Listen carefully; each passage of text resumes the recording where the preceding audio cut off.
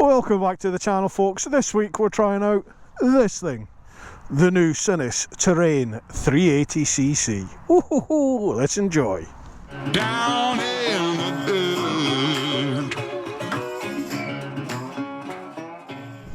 So folks, welcome back to the channel. This week we're reviewing this, a brand new Sinnis T380. If you've seen the Sinnis Terrain 125 vid I did previously, well, this is the new big brother or sister to that bike.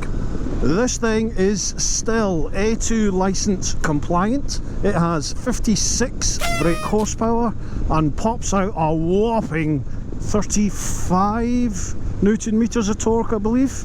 It weighs 200 kilograms with a seat height of 820 millimeters. So, proportion wise, it's a fairly substantial bike.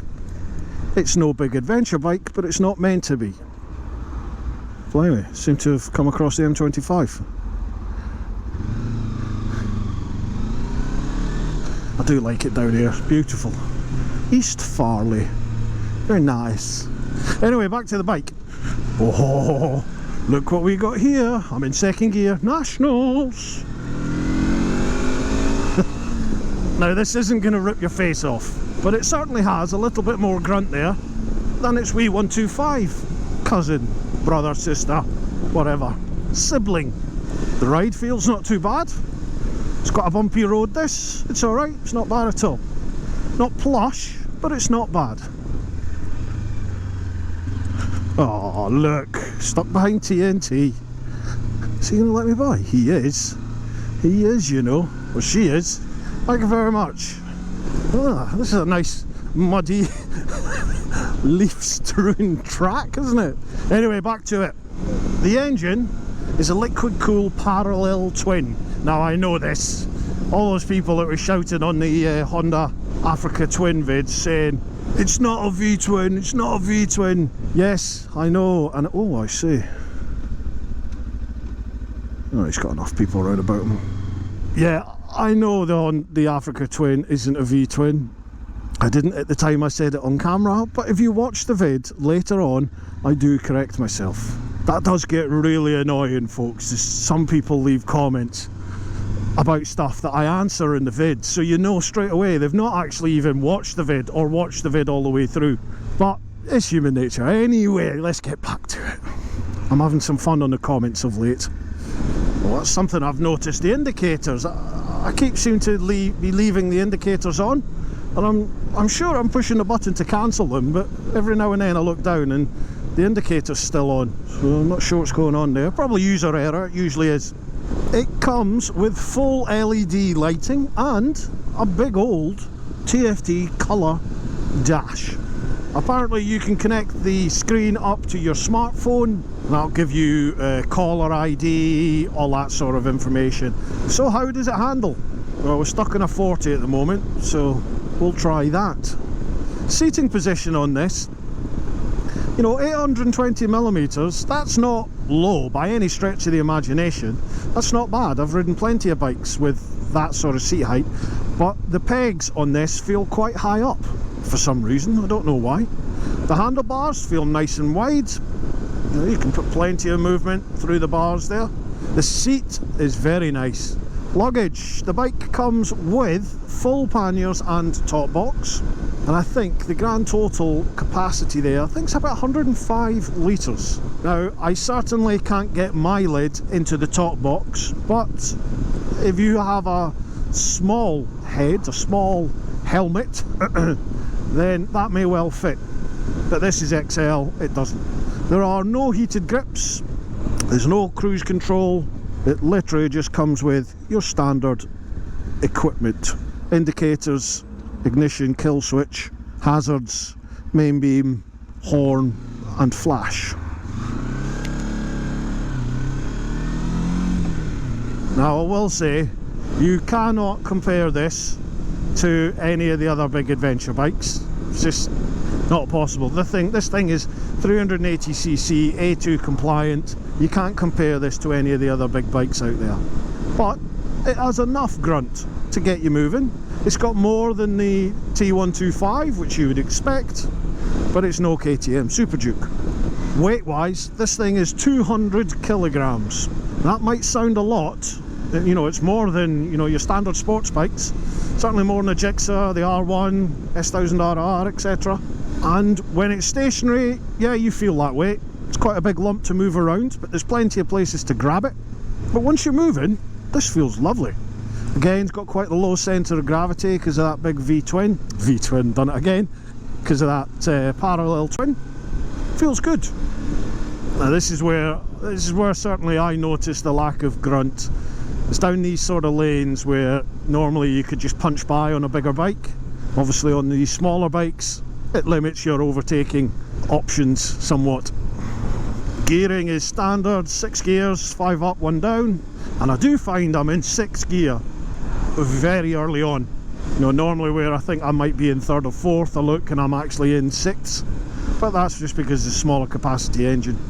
Speed wise, this thing will get you certainly up to 70 odd miles an hour, but again I think the domain for this thing is your A roads, B roads, and dare I say it, off-road. Well people, look what we're doing. We're on an adventure bike, we've got to try off-road, so look who I'm with. Hey everybody! Do you remember Paul from Riding From Reality, came on the podcast? Well, Paul also has a Terrain T380, bit of a prototype, and he has very kindly said he's going to show me a few of the lanes. So, be gentle. Oh God, see what I do for you? Have you seen what I do for you?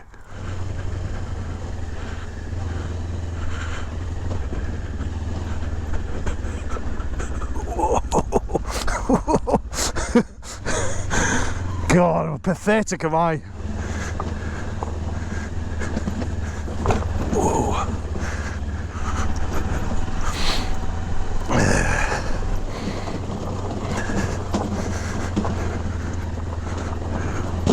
Oh, someone just fell off the bike.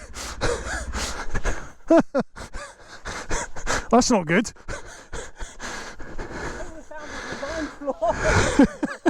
It's supposed to be an adventure bike. Ah, Sinnis, that's not good. Is that all it is? Just pull back and lock on? I think there might be a twist machine inside as well. Right, apparently that red thing, that tightens it onto the rack. So it pushes it on and that pulls the box up. Right, okay. Thank you very much. But at least we found the toolkit.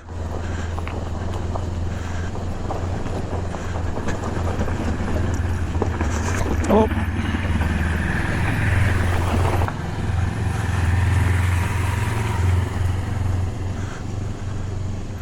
Whoa. Whoa, this is slidey.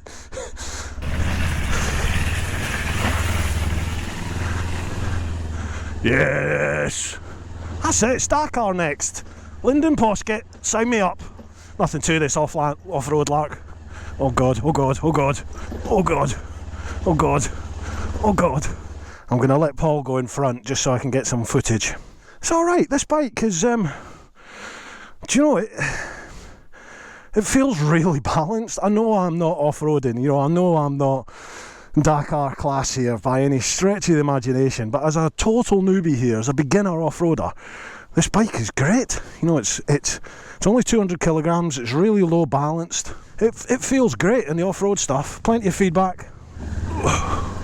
Whoa!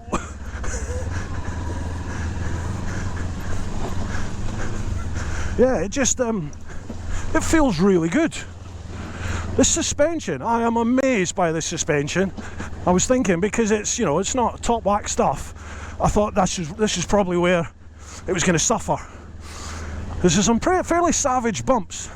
These GoPros are fantastic, but with the stabilisation that's built into them, it almost nullifies any bumps that you experience on the bike, so you really don't, as a viewer, you just do not get an appreciation for how bumpy some of these tracks are.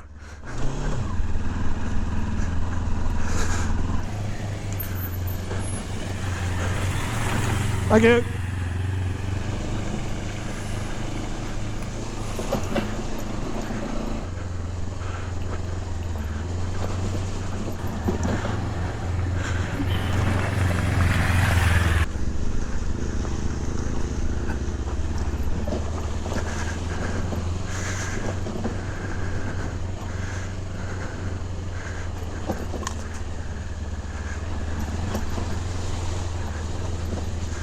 Oh, you are having a laugh.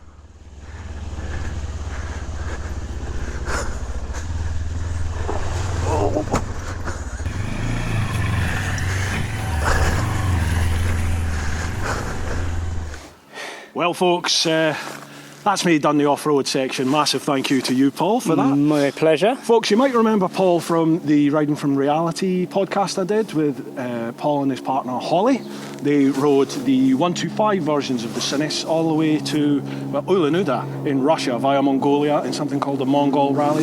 Check it out, I'll leave links. But anyway, Paul has had a prototype version of the 380 for a bit of time now to give some feedback back to Sinnis. You love off-road because you're a maniac. Yep.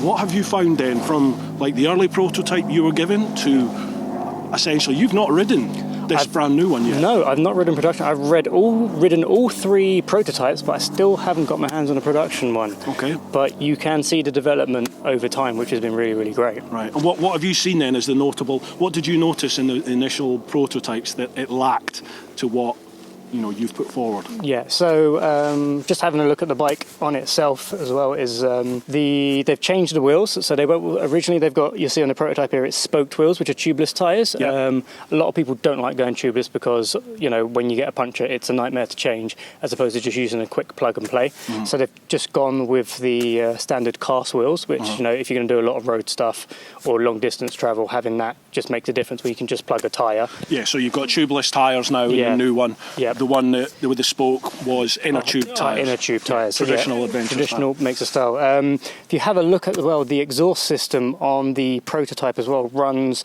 directly behind the crash bar. Taking it off-road, it's been smashed a couple of times and the gaskets comes loose where the 2 pipes join up. So I've had to actually weld it closed. With the full production model, which Bruce has bought today, you can actually see that they've rerouted the pipes around so it avoids that bash area completely. I mean, the bike would definitely do much better with a bash plate. Any bike going off-road would, but the fact that they've taken time to actually move that around is going to make a difference to damaging the exhaust system. Right, okay. And have you spent much time on-road then with the prototype versions? I've spent time getting to off-road sections, but I have been on-road with it. So notable differences are the ECU in the newer prototypes and the production model is much better. You get a much smoother ride, just based on the engine mapping, which is really good. The gearbox in the older prototypes is much shorter than the production one, but even then I know there's been a lot of feedback that it still needs to be longer from like 2nd gear all the way up to 6th gear as well. Yeah. Off-road it works really well, but if you're going to try and do some mile munching, it definitely needs a longer gearbox or changing the sprocket up. Yeah, I found today I was on the M25 with it and it'll sit comfortably at motorway speeds, certainly the national speed limit, and it will push up a little bit beyond that so you keep up with traffic that's on the motorway, if you know what I'm saying. But you get to about 74 and it's redlining and it's just flashing red all that time. It's like you could just give it another 1,000 revs just a little more, because it'll happily sit at 75, 80 if you need to. And for munching miles on the motorway, it'll be great. Even at 380cc, 200 kilograms, it's a big bike. It still has enough performance to get you safely on the motorway, and on big roads. You keep up with traffic, you can overtake traffic. It's not got the grunt of a bigger bike, but it's not like that danger zone that the 125 is, where you're like, oh my God, I'm just going to get swamped. Yeah, you don't have to plan your overtakes. Yeah, you can just blip the throttle and just go down a gear and go for it. But yeah, I agree with you. Another 1,000 revs, dropping everything along, will make the bike so much better. Yeah, definitely. Yeah, definitely. How have you found the brakes? The ABS, I really don't like the ABS on the bike. As soon as you take it off-road, the sensor just goes, I don't like this anymore. Yeah. But yeah, that's one thing that definitely needs work. The rear brake's quite nice. Mm-hmm. I like the rear brake. I like the levers, like I was saying before. The rear brake pedal's really nice. The gear lever is really nice, especially when you're off-road. But the front ones they fade a little bit, and then when you get to a really slow stop, they sort of judder. I don't know if you noticed that as well. So yeah, it does feel like a budget sort of. I don't know if is this ABS or is it CBS? It's ABS. It is ABS. First ABS system. They've upped it. It does feel like a sort of a new ABS system, I've got to say. There is that judder that you used to feel in the sort of original ABS systems as it's coming in. And yeah, they do fade. They definitely do fade. But they do the job. Yeah, they were. I'm hoping also that they, with some nicer brake pads as well, like a set of EBCs or Ferodo, if Sinnis can get in board with those, will actually make a lot of difference and get rid of that fade. Maybe not the judder, but the fade definitely. The dash, apparently you can change it, but we've been trying on yours and it hasn't changed yet, which I've, because I'm not the biggest fan of big LCD screens. I'm a bit more old school like you. I actually like my analog meters, but it's the future, so we're going to have to go with it. Yeah, I like a nice looking LCD dash or TFT dash or whatever. If it's, you know, cosmetically it looks good and it serves a purpose, but I was saying to you that on to me just looks like they've chucked on a colour digital display just to say they've got a colour. Doesn't seem to do anything. All of your information's on there. It's just there's too many colours on the screen. Is what I found as well. Is like there's so much going on. It's quite distracting sometimes. Yeah, I would for me. If I was going to be buying one of these bikes, you know, you're not paying a lot of money. It's $4.5 grand. $4.5 grand brand new. Yeah, $4.5 grand. I don't expect there to be a colour TFT. Just give me the dash, show me what I need to show, and that would be it. But I mean, we're nitpicking here. I am definitely in a much better frame of mind with this bike than I was previously. I don't know why. The first couple of times I rode it, I felt really quite flat when I got off the bike. I think I expected a lot more from it. But I was saying to Paul, I jumped on the bike today to come here, and just on the M25, just on the motorways, and it felt a bit of fun actually. It felt good. And then off-roading here, you know, I'm not the biggest fan, but I genuinely have enjoyed it. So I'm going to put it back on the road. I'm going to have a bit of a spank again on the road, and then we'll have a chat at the end. Cheers, Paul. Whoa, all right, pal. Did you see him cut the corner? Whoa. Good job I wasn't knocking on. Okay, so we were flashing in the red. How much is it going to take? So that is it up to the brim. Brimming it. And that's 15.8 litres. Nationals!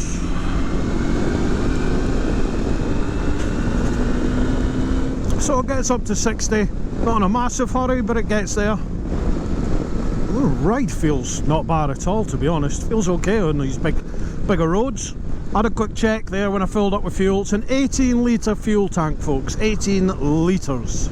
It's surprising how that jump from 125 up to 380, there's not much of an improvement in terms of grunt and performance. This thing's an extra 50 kilograms in weight. Handling wise, feels fine. No issues so far. Suspension feels again fine, same with the shock. Nothing's jumping out to say, oh, this is iffy. It does the job. $4.5 grand motorbike, folks. Realistically, I think you could have a pillion on this. It's going to fairly drastically impede on the performance, but you could have a pillion on it comfort wise. I wouldn't have two of me for sure. Yeah, so $4.5 grand gets you this A2 compliant, nice little motorbike. Yeah, this feels okay in the Nationals. It's doing all right. Yeah, you've got to wring its neck, folks, but it goes okay. Okay, now we're back on the country scratchers. Let's head somewhere, have a look, and we'll have a wee chat. See you in a bit. So folks, what do I think of the new Sinnis Terrain 380cc? Well, I'm not entirely sure what to say, to be honest. I'm not sure what I was expecting. I was expecting a bit more grunt for the extra 250 odd cc. It's by no means slow, but you know, it's another 50 kilograms heavier than the Sinnis 125. So that extra weight almost sort of nullifies the increase in cc. It's got a little bit more oomph. It'll get to the Nationals no prob. But I did find it sort of 50 to 60 mile an hour once you're on at that speed. Any overtakes you want to put on, you've got to do a fair bit of thought in it, because there's not much grunt left once you're up at that sort of speed. It handles lovely, no problem at all. Brakes felt a little bit squishy, but I'm not sure if that's just because the bike was literally brand new. I had 2 miles on the clock when I got it, so maybe they're still just bedding in. Suspension feels good, shock feels good, the ergonomics of the bike, I felt a little bit cramped on it. Weirdly, I felt more cramped on the 380 than I did on the 125, which I don't really understand. The seat is lovely, the seat's really nice and comfortable, plenty of room there if you want to put a pillion on the back as well, as you can see.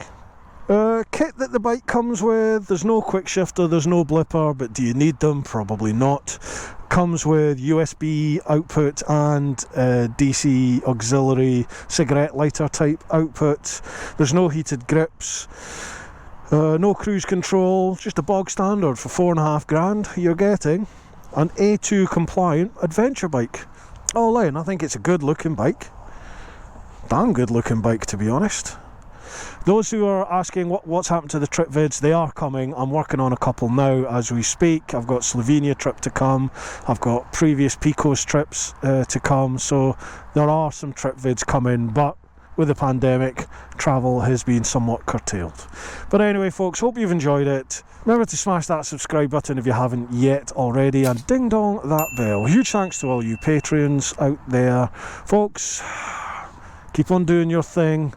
I'm having a bit of a blue day today. I think I'm not quite with it. Sorry if this vid's not been up to it.